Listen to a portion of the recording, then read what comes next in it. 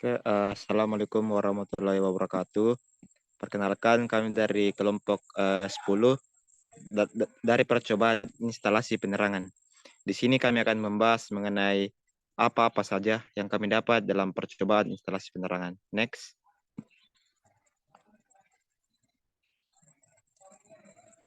Baik, di sini kami dari kelompok instalasi penerangan. Kami beranggotakan 7 orang, di mana yang pertama itu ada Jul Hadiansah dengan akhiran NIM 017. Yang kedua itu ada Irdawati Nur Amelia Syam dengan NIM akhiran NIM 070. Kemudian ada Agung Gonzales Inah dengan akhiran NIM 103. Kemudian ada teman saya juga Karlina dengan akhiran NIM 104. Kemudian ada Abisar dengan NIM akhiran NIM 106. Kemudian ada Nafila dengan akhiran NIM 108. Kemudian ada Putri dengan akhiran NIM 109. Nah, untuk slide atau pembahasan pertama, saya serahkan ke teman kelompok saja. Saya persilakan. Baik, pada pembahasan subbab 1 ini dengan tujuan percobaan yaitu mengetahui cara penggunaan saklar dan prinsip kerja dari motion sensor. Next.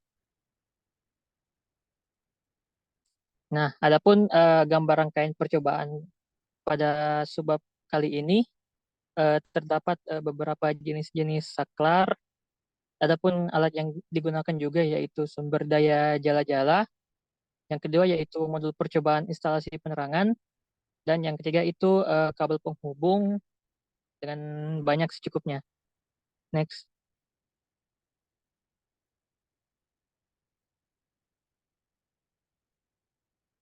Nah, dapat dilihat di sini hasil pengamatan kami. eh, Dapat dilihat modul dari instalasi penerangan dengan beberapa jenis saklar. Ada saklar tunggal, saklar seri, saklar tukar, dan saklar silang. Next. Nah, pada analisa secara teori kami, nah, saklar merupakan salah satu komponen listrik. Saklar berfungsi untuk menghubungkan atau on atau memutuskan atau off suatu rangkaian listrik. Saklar harus ditempatkan atau dipasang pada tempat atau titik yang mudah dijangkau karena akan dibutuhkan selalu. Dalam instalasi penerangan, terdapat jenis-jenis saklar yang biasa digunakan. Di antaranya adalah saklar tunggal, saklar seri, saklar tukar, dan saklar silang. Penggunaan saklar ini dipakai sesuai dengan kebutuhan atau sesuai dengan perancangan denah pemilik rumah atau gedung. Motion sensor atau sensor gerak merupakan suatu perangkat yang dapat mendeteksi apabila terdapat objek yang bergerak di sekitarnya. Motion sensor bekerja dengan memancarkan sinyal listrik secara terus-menerus dengan menggunakan gelombang inframerah yang terhubung dengan sensor cahaya.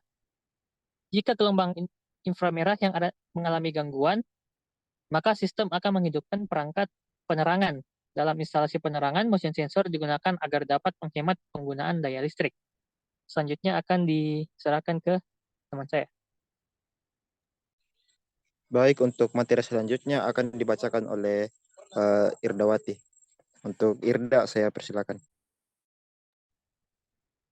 Baik, untuk analisa praktik yang telah kami lakukan yaitu pada praktikum dengan tujuan untuk mengetahui penggunaan saklar dan prinsip kerja dari motion sensor, kami menggunakan sumber daya jala-jala, modul percobaan instalasi penerangan, serta kabel penghubung.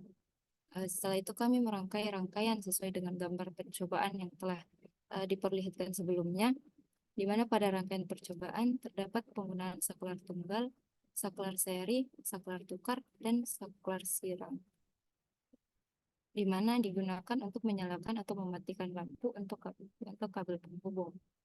Kami menggunakan kabel warna hitam dan kabel berwarna merah sebagai fasa, kabel warna biru sebagai netral, dan kabel warna kuning sebagai ground. Setelah rangkaian tersambung satu sama lain sesuai pada rangkaian percobaan, maka selanjutnya akan dihubungkan ke sumber daya jala-jala. Setelah itu akan terlihat on atau off-nya lampu dengan cara menggunakan saklar. Next.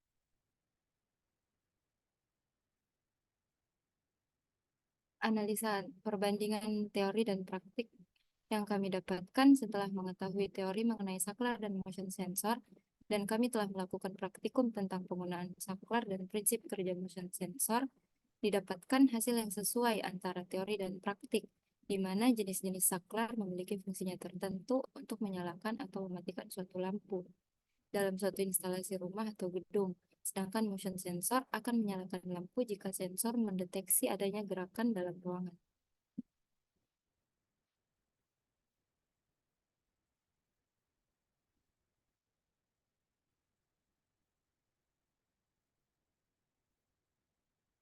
Pada percobaan ini dapat disimpulkan bahwa saklar merupakan alat yang digunakan untuk menghubungkan atau memutuskan aliran listrik dalam suatu rangkaian.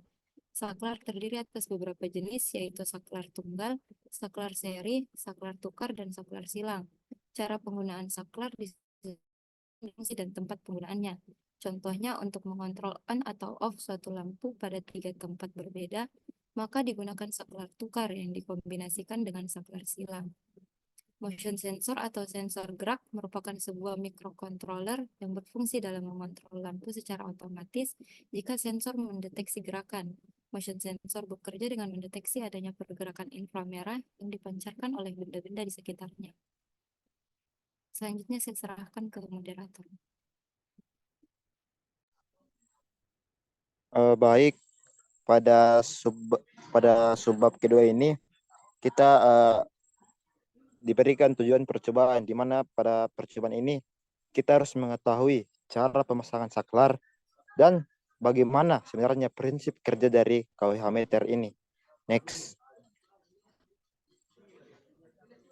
Baik, dapat kita lihat pada gambar rangkaian di sebelah kiri, di mana di situ diperlihatkan ada dua sudut pandang, di mana kita merangkai pada lantai yang pertama, kemudian kita juga merangkai pada lantai yang kedua, di mana alat-alat yang digunakan adalah yang pertama itu sumber daya satu fasa sebanyak 1 buah. Kemudian ada MCB satu fasa sebanyak 1 buah. Kemudian ada saklar tunggal sebanyak 2 buah. Kemudian ada saklar seri sebanyak 1 buah. Kemudian ada saklar tukar sebanyak 2 buah. Lampu pijar 5 buah. KWH meter 1 buah. Kontak-kontak bantu ada 2. Dan juga ada kabel penghubung atau jumper secukupnya. Next.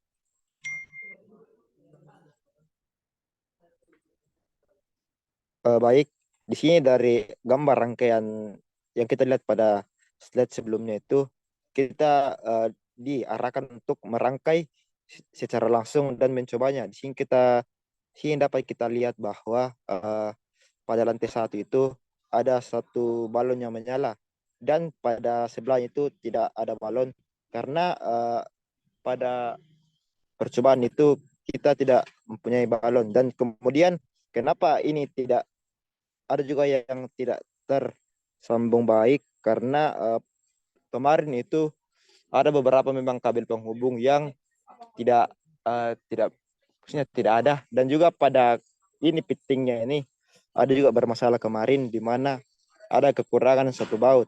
Kemudian pada lantai 1 ini ketiga balonnya ini tidak menyala, dikarenakan adanya human error atau mungkin kesalahan dalam pemasangan kabel. Next. Untuk slide selanjutnya ini akan dibacakan oleh teman saya. Baik, saya akan melanjutkan penjelasan dari subbab 2, yaitu apa saja jenis-jenis saklar yang kami gunakan dalam percobaan ini. Yang pertama adalah saklar tunggal, yang dimana gambarnya dapat dilihat pada slide yang tertampil. Saklar tunggal adalah saklar yang memiliki satu tuas atau tombol dan mengontrol satu rangkaian listrik. Ini adalah jenis saklar yang paling umum digunakan dan biasanya digunakan untuk menghidupkan atau mematikan satu lampu atau perangkat listrik lainnya dari satu lokasi. Dan selanjutnya yaitu saklar seri, yang dimana gambarnya dapat dilihat pada layar yang tertampil. Nah, saklar seri adalah jenis saklar yang digunakan untuk menghubungkan dua atau lebih perangkat listrik dalam satu rangkaian secara berurutan. Dalam konfigurasi ini, jika salah satu saklar dibuka atau dalam keadaan dimatikan, aliran listrik akan terputus ke semua perangkat yang terhubung dalam rangkaian tersebut. Adapun jenis saklar selanjutnya yaitu saklar tukar, yang dimana saklar tukar adalah saklar yang memungkinkan pengontrolan satu perangkat listrik, misalnya pada lampu, dari dua lokasi yang berbeda. Ini berguna untuk mengontrol lampu di ujung yang berbeda dari sebuah ruangan ataupun tangga. Saklar ini bekerja dengan cara saling bertukar posisi, sehingga lampu bisa dinyalakan ataupun dimatikan dari kedua tempat. Nah, selanjutnya yaitu jenis saklar silang. Saklar silang adalah saklar yang digunakan bersama dengan dua saklar tukar untuk mengontrol satu perangkat listrik dari 3 lokasi ataupun lebih dari 3 lokasi. Ini biasanya digunakan di koridor panjang ataupun area yang luas di mana kontrol lampu dari beberapa tempat diperlukan. Saklar silang memiliki lebih banyak kontak yang memungkinkan pengaturan yang lebih kompleks dalam rangkaian listrik. Nah, selanjutnya di sini saya akan menjelaskan mengenai analisa secara teori. Untuk pemasangan saklar, maka dihubungkan kabel fasa yang terhubung dengan sumber listrik. Banyaknya kabel fasa yang dihubungkan ke saklar tergantung dari saklar yang digunakan. Dalam instalasi penerangan rumah, biasanya yang digunakan antara lain saklar tunggal, saklar seri, saklar tukar, dan saklar silang seperti yang telah saya jelaskan sebelumnya.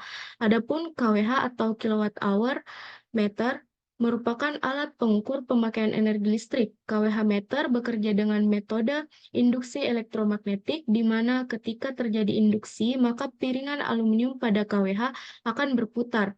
Pada KWH meter analog, terdapat kumparan arus dan kumparan tegangan, di mana pada saat arus mengalir pada kawat penghantar yang terhubung dengan kumparan, maka pada kawat penghantar tersebut akan timbul medan magnet. Nah, arah medan magnet ditentukan dengan hukum Maxwell. Dan selanjutnya, jika kawat penghantar tersebut dialiri arus listrik dan berada dalam medan magnet, maka timbul gaya yang dapat menyebabkan putaran pada KWH meter. Cukup sekian dari saya kembalikan ke moderator. Ya, untuk slide selanjutnya akan dibacakan oleh Pace atau Abisar. Untuk Pace, saya persilakan.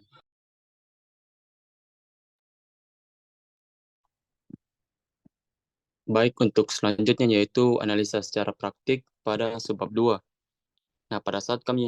Pada analisa secara praktik ini memiliki tujuan untuk mengetahui pemasangan saklar dan juga prinsip kerja dari KW meter dengan menggunakan alat dan bahan yaitu sumber daya satu fasa, MCB satu fasa, saklar tunggal, seri, tukar, lampu, KW meter, kontak bantu, dan juga kabel-kabel penghubung.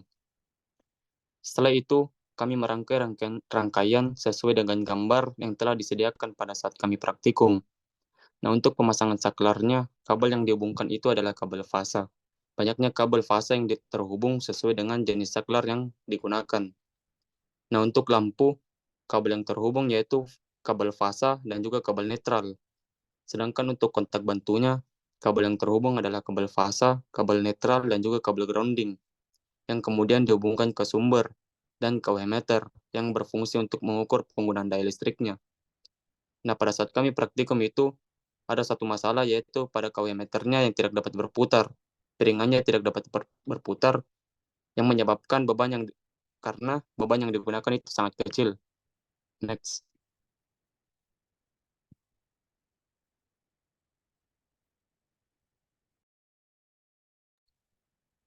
Nah, kemudian itu analisa perbandingan teori dan praktik pada subbab 2.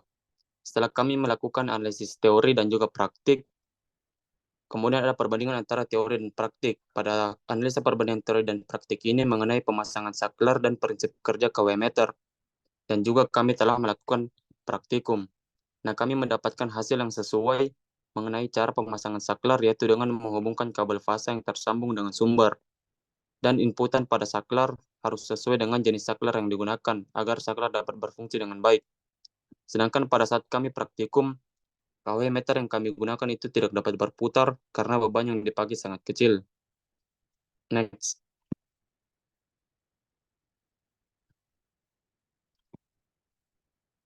Kemudian kesimpulan pada subbab 2 ini. Yang kami dapat simpulkan kepada subbab 2 ini yaitu pemasangan saklar itu harus ditempatkan di tempat yang mudah untuk dijangkau, karena saklar itu sering digunakan.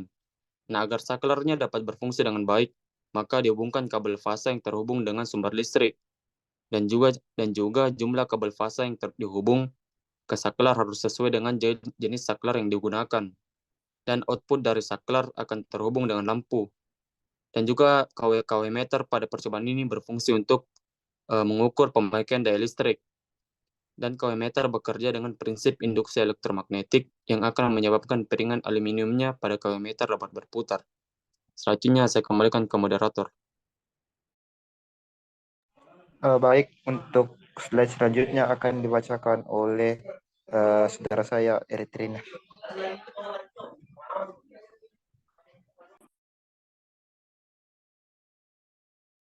Selanjutnya di subbab ketiga itu tujuannya adalah untuk mengetahui bagaimana prinsip kerja dan cara pemasangan lampu TL. Next.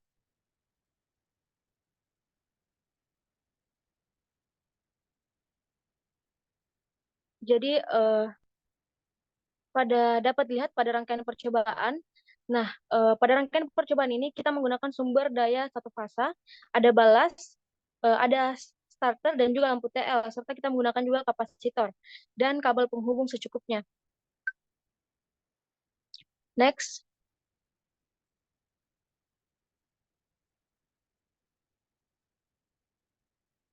Nah, seperti yang kita lihat pada hasil pengamatan di sini, bahwa rangkaian yang kita susun benar-benar seperti dengan pada rangkaian percobaan. Dan saat kita melakukan pengamatan, pada starter seperti terjadi lonjakan tegangan. Jadi dia terlihat oleh kasat mata seperti adanya percikan api di dalam starter tersebut. Next.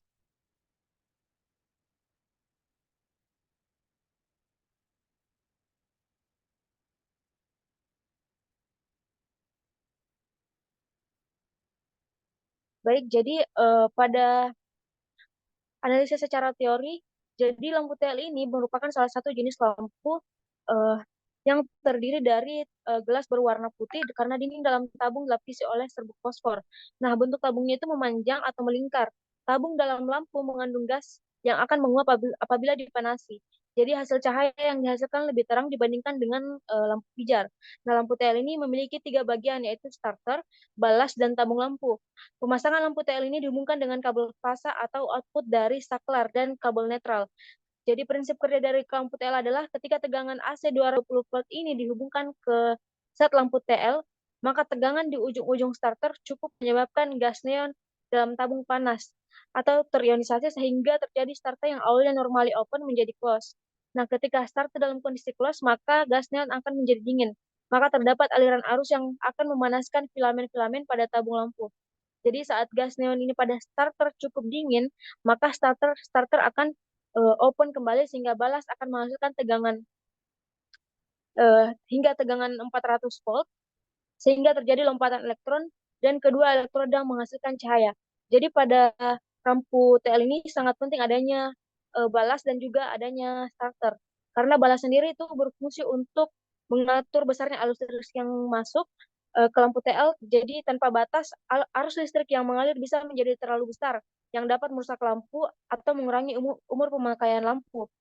Selanjutnya, balas juga ini akan berfungsi sebagai penjaga stabilitas operasi.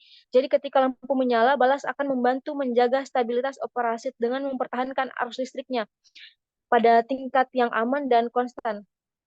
Kemudian pada starter sendiri, starter juga ini cukup penting dalam penyalaan lampu TL karena berfungsi untuk membantu menciptakan kondisi yang diperlukan untuk memulai lampu TL. Jadi saat lampu dinyalakan, starter ini akan menghubungkan arus listrik ke elektroda di kedua ujung tabung dan menyebabkan elektroda tersebut memanas dan memancarkan elektron. Jadi apabila tidak ada starter ini, tentunya akan membuat lampu TL akan kesulitan dalam menyala karena tidak ada mekanisme untuk memanaskan elektroda awal atau menciptakan lonjakan tegangan yang diperlukan untuk proses ionisasi gas. Selanjutnya saya serahkan ke moderator. Iya, untuk selanjutnya saya silakan Eritrina untuk menjelaskan. Baik, selanjutnya itu tentang analisis secara praktik, di mana pada analisis secara praktik ini memiliki tujuan untuk mengetahui cara pemasangan lampu TL dan prinsip kerja dari lampu TL. Adapun alat dan bahan yang digunakan adalah sumber daya satu fasa, lampu TL, balas, starter, kabel penghubung, dan saklar tunggal. Gambar rangkaian percobaan itu telah tersedia pada modul praktikum. Kemudian, di mana sumber daya satu fasa ini dihubungkan dengan saklar tunggal. Output dari saklar tunggal terhubung ke balas, dan output dari balas terhubung ke lampu TL. Kemudian, output dari lampu TL terhubung ke starter, dan ujung kanan lampu TL terhubung ke netral. Setelah rangkaian percobaan, maka selanjutnya itu dihubungkan ke sumber, dan MCB di-on-kan. Untuk menyalakan lampu TL, maka saklar tunggal di-on-kan dan akan terjadi kedipan. Kedipan atau starter akan bekerja sebelum tabung lampu TL menyala secara terang. Next.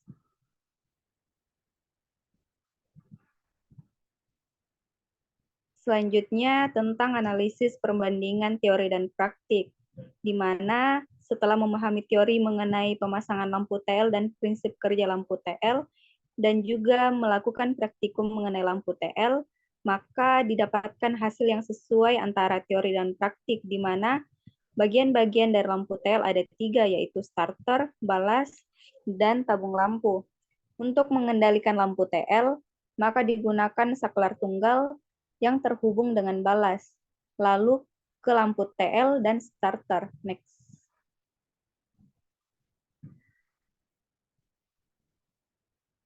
Selanjutnya itu kesimpulan. Pada percobaan pemasangan lampu TL dapat disimpulkan bahwa lampu TL merupakan lampu yang menggunakan energi dari gas neon dan lapisan fluoresen sebagai pemendar cahaya.